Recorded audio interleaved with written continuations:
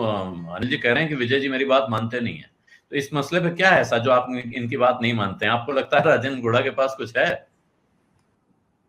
नहीं नहीं, मुझे नहीं समझ में आया कि अनिल शर्मा ऐसा क्यों कह रहे हैं कि मैंने ऐसी इनकी बात कौन सर सी नहीं मानी। मैंने ये नहीं कहा सर, मैंने ये कहा कि इसका नहीं मानते कि कांग्रेस ने नैरेटिव सेट कर दिया है। नहीं नहीं नहीं, ये बात तो मैं मानता हूं। मैं तो ये कह रहा हूं कि वो वोट पे कितना ट्रांसलेट होगा, ये देखने की बात है। मैं तो मान के चलता हूं। और ऐसी योजनाओं की घोषणा की अशोक गहलोत ने जिसकी कोई विपक्ष भी आलोचना नहीं कर सकता। मोदी जी तो उसमें से कुछ प्रेरणा ले रहे होंगे कि ऐसी 2-3 योजनाएं देश भर में लागू कर दें, नाम बदल कर, थोड़ी नकल करके। ऐसी अच्छी योजनाएं हैं। खैर, अब गुड़ा साहब पर आते हैं। गुड़ा साहब अपनी स्क्रिप्ट पर काम कर रहे हैं, अशोक गहलोत अपनी स्क्रिप्ट पर काम कर रहे हैं, और हर कोई इस बहाने अपनी अपनी राजनीति साधने में लगा हुआ है। सबसे बड़ा खेल है। दलित महिलाओं का इश्यू था। गुड़ा को चुनाव में 2-3 महीने बचे हैं, कांग्रेस से निकलना था, सियासी रूप से शहीद होना था, और बीएसपी से चुनाव लड़ना है, जैसा अनिल जी ने बता ही दिया। अरे, यहाँ के प्रदेश प्रभारी ने मना कर दिया है, लेकिन प्रदेश प्रभारी की क्या औकात है, वो तो मायावती तय करती है। और थोड़ा लोग कह रहे हैं कि मैं कथित रूप से, जैसे लोग कह रहे हैं, कथित शब्द लगा देता हूं, हम बचे रहें, कि थोड़ा पैसा ज्यादा देना, खर्च करना पड़ जाएगा टिकट पे, और क्या है, मंत्री रहे हैं 5 साल, कुछ कमाई धमाई भी की होगी। दरअसल उनकी जो उदयपुर वाटी का विधानसभा सीट है, वहां पर माली सबसे ज्यादा है। माली कौन है? अशोक गहलोत के उसके आते हैं, ओबीसी। अशोक गहलोत भी माली है, लेकिन माली बट जाते हैं, फिर दलित आते हैं, फिर गुर्जर आते हैं, फिर मुसलमान आते हैं, मुस्लिम आते हैं। तो पिछली बार भी पहले भी सचिन पायलट के कारण उनको लग रहा था कि गुर्जर वोट मिल जाएगा प्रत्यक्ष रूप से, इस बार भी वो सहयोग दे देंगे, मायावती का सहारा दलित वोट के कारण मिल ही जाएगा, माली वोट बट ही जाते हैं, और बीजेपी से लड़ने में वो चुनाव हार जाएंगे। बीजेपी में कोई जाने का कोई इरादा नहीं है। बीजेपी से तो जैसा कि एक वीडियो रिलीज किया कांग्रेस खेमे की तरफ से, जिसमें वो कह रहे हैं कि अमित शाह ने मुझे भी फोन किया था, करोड़ों रुपए का लालच दिया था, कहा था कि इतना पैसा है कि हेलीकॉप्टर खरीद लोगे और आकाश में ही घूमोगे, तो आकाश में ही घूमोगे। तो अभी भी वो आसमान पर ही घूमे। हालांकि अशोक गहलोत ने धरातल दिखा दिया है, मंत्री पद से बर्खास्त कर दिया, मानसून सत्र से बाहर हो गए, अब कोई और सत्र तो होने वाला नहीं है, और अगले 1-2 दिन में, आप हो सकता है कल ही, हो सकता है कल, बहुत संभव होता है, कांग्रेस से भी बाहर कर दिए जाएं।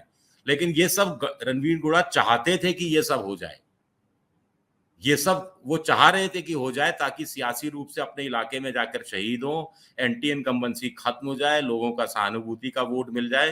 तो सारा खेल इसलिए रचा जा रहा है। और लाल डेयरी की बात पर तो मैं आगे क्या कहूं, विनोद अग्निहोत्री जी बैठे हैं, उन्हीं की बात मैं दोहरा दूंगा। तो फिर मुझे लगता है वही कह दें, वीपी सिंह वाला मामला, उनके पास, जैसे विनोद जी ने कहा था कि उनके पास भी एक डेयरी हुआ करती थी, तो वही वाला हिसाब है। सबसे बड़ी बात है कि अशोक गहलोत जैसा चतुर राजनीति का खिलाड़ी अपने सारे राज धर्मेंद्र राठौड़ के घर रखवा देगा लाल डायरी के रूप में, लिखित में, और फिर ये ले आएंगे, और अशोक गहलोत कहेंगे कि फोन पे कि गुड़ा जी जला देना, हाँ साहब जला दी, हाँ ठीक है, बहुत बढ़िया किया। तो ये संभव है क्या भाई? आप लाल डेयरी विधानसभा में रखकर क्या हासिल करना चाह रहे थे? उसमें कुछ नहीं है, मैं तो मान के चलता हूँ कुछ नहीं है, खाली पन्ने होंगे। वो इस बहाने थोड़ी सी और आरोप लगाना चाह रहे होंगे, अशोक गहलोत को बदनाम करने की, उनके बेटे को, वैभव गहलोत को बदनाम करने की कोशिश करने की उनकी मंशा रही होगी, ताकि ये विधानसभा के रिकॉर्ड में आ जाए, जो बाद में एक्सपेंस कर दी जाती, लेकिन तब तक जो चर्चा में आ जाती। तो ये खेल खेलना चाह रहे थे। अब वो प्रेस कॉन्फ्रेंस कर ले, लाल डेयरी बता दें, प्रेस में बांट दे। अब क्या उनके पास खोने के लिए और पाने के लिए तो है ही जो कुछ है उनके पास। तो ये काम क्यों नहीं कर रहे वो? फिर सचिन तेंदुलकर पर कह दिया कि सबसे बड़ा महिलाओं का बलात्कारी सचिन तेंदुलकर है।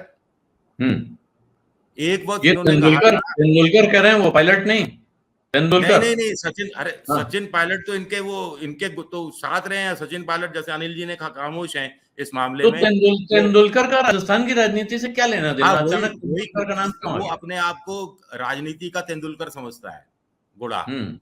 उनको लगता है कि राजनीति में चौके छक्के ऐसे ही मारता हूं जैसे सचिन तेंदुलकर मैदान में मारते थे। तो किसी रेफरेंस में, किसी संदर्भ में कह दिया कि वो बलात्कारी है और उसको महिलाओं के साथ अत्याचार में पीएचडी हासिल है। तो सबसे इंटरेस्टिंग बात है कि यही गुड़ा ने एक बार कहा था शांति धारीवाल के लिए कि ये डोगरा मतलब राजस्थानी भाषा में डोगरा का मतलब बूढ़ा, 80 साल के हैं। ये डोगरा का दिमाग का जो अलाइनमेंट है ना वो खराब हो गया है। अब यही बात उनके लिए कही जाने लगी है कि गुड़ा का अलाइनमेंट खराब हो गया है, और विधानसभा से बाहर निकालने का प्रस्ताव भी किसने रखा? शांति धारीवाल ने रखा। ये भी एक दिलचस्प चीज है। कुल मिलाकर मजे लिए जा रहे हैं और अपना और इस बहाने देखिए अशोक गहलोत ने, खैर मैं अगले दौर में शायद ये कहता बात, लेकिन अभी एक लाइन में निपटा दूं मैं कि अशोक गहलोत ने भी एक बड़ा राजनीतिक अपना निशाना साध लिया है कि गुड़ा को निकालकर एक संकेत दे दिया है कि फॉल इन लाइन। आगे आप समझते हैं। सत्य हिंदी का ऐप डाउनलोड करें गूगल प्ले स्टोर पर।